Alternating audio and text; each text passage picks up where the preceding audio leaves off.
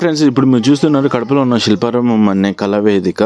ఇక్కడ ప్రతి వారం డ్యాన్స్ ప్రోగ్రామ్ అయితే జరుగుతుంది. అంటే చుట్టుపక్కల గ్రామాల నుంచి ప్రతి ఒక్కరు, అది కూడా ఆదివారం సాయంత్రమే ఉంటుంది అనమాట డ్యాన్స్. సో ఆ డ్యాన్స్ ని వీక్షించడానికి చాలా మంది జనాలు అయితే వస్తారు.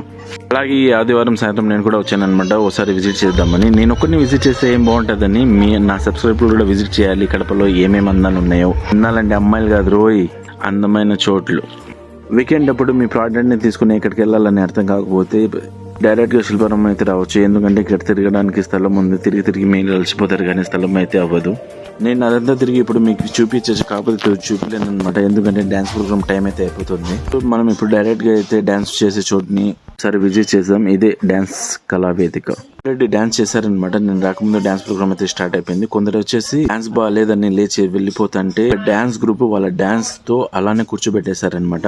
గ్రూప్ ఎవరో తెలుసుకోవాలంటే ఈ వీడియో చివరి దాకా చూడండి, మీరు కూడా బాగా ఎంజాయ్ చేస్తారు. దరిద్రంగా పోతే నా పక్కనే అందమైన అమ్మాయి నిలబడింది. నేను వీడియోలో బిజీగా ఉండడం వల్ల పక్కన అమ్మాయి నిలబడింది అనే విషయం కూడా మర్చిపోయాను అనమాట. కనీసం ఈ పాయింట్ కైనా మీరు లైక్ చేయాల్సిందే నా వీడియోని.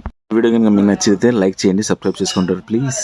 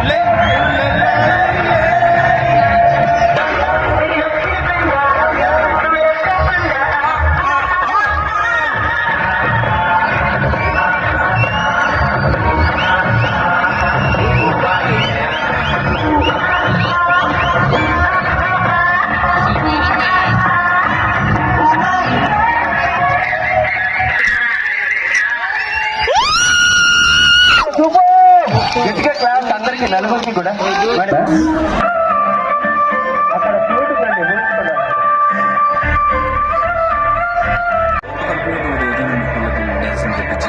చేయించాలనుకుంటే నా కింద కామెంట్ చేయండి. నా వీడియో కింద కామెంట్ చేయండి. డాన్స్ స్కూల్ వాళ్ళ నెంబర్ ఇస్తాను అనమాట. వాళ్ళతో ప్రోగ్రామ్ చేయించే కార్యక్రమం నాది. నా వీడియో కనుక మీకు నచ్చినట్టయితే లైక్ చేయడం మర్చిపోకండి. సబ్స్క్రైబ్ చేసి కామెంట్ చేయండి ప్లీజ్.